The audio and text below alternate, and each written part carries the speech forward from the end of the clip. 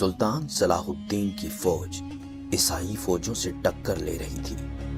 دشمن کے جوان، بوڑھے، عورتیں سبھی میدان جنگ کی طرف نکل پڑے تھے اور جنگ جاری تھی۔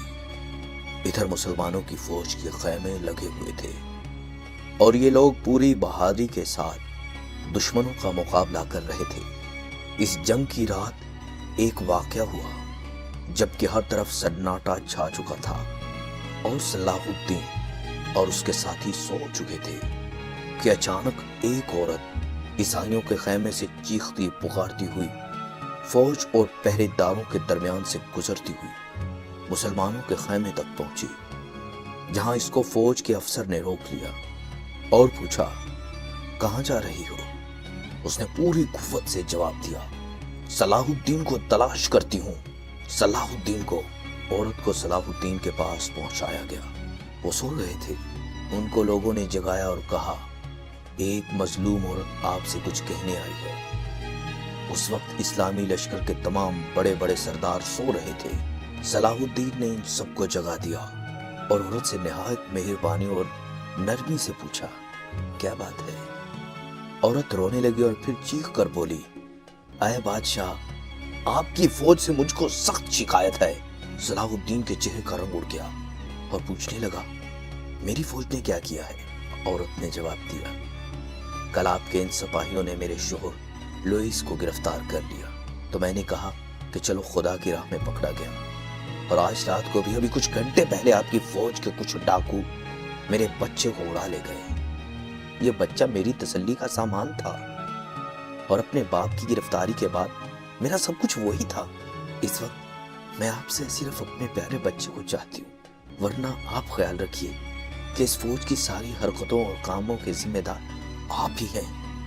اور پھر جوش میں کہنے لگی، اے کافرو، میں اپنے بچے کو تم سے مانگ رہی ہوں، اپنے بچے کو۔ عورت کا مزاج دیکھ کر اور اس کی باتیں سن کر صلاح الدین خاموش ہو گئے اور فوج کو حکم دیا کہ فوراً لشکر چھاؤنیوں اور اس کے قریب کی جگہوں سے اس عورت کے بچے کو تلاش کر کے لائیں۔ تھوڑی دیر بعد فوج والے کچھ اجنبی ڈاکو کو پکڑ کر لائے جو بچے کو لے گئے تھے۔ عورت بچے کو دیکھ کر اچھل پڑی اور اس کو اپنے سینے سے چمٹا لیا اور اس کے چہرے کا بوسہ لینے لگی، اور محبت کے گرم گرم آنسو اس کی آنکھوں سے نکل کر بچے کے رخسار پر گرنے لگے۔ اب عورت کو سکون حاصل ہو چکا تھا۔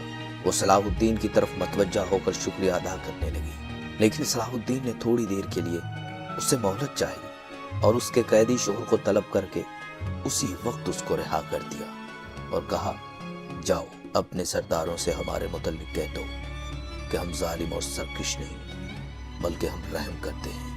ہم لڑائی کرنے اور تباہی پھیلانے کے لیے نہیں پیدا کیے گئے۔ ہمارا مقصد امن اور سلامتی قائم کرنا ہے۔ ہمارا دین اتفاق سکھاتا ہے، دلوں کو آپس میں ملاتا ہے، بھائیوں کے درمیان پھوٹ نہیں پیدا کرتا اور نہ ان کے دلوں میں کینہ کا بیج ڈالتا ہے۔ اپنے ان بڑے سرداروں سے کہہ دو کہ ہم اسی اخلاق کی بدولت کامیاب ہوں گے اور یہی ہمارے دین کی فتح کا پیش خیمہ ہے۔ صلاح الدین یہ کہہ کر اٹھنے ہی والا تھا کہ دونوں میاں بیوی پورے جوش و خروش کے ساتھ یہ نعرہ بلند کرنے لگے کہ تمہارے یہاں رحم و انصاف اور ہمارے پاس سخت دلی اور ظلم ہے۔ اور پھر کہا، ہم کو بھی آپ اس رحمت اور انصاف کی فوج میں داخل کر سکتے ہیں؟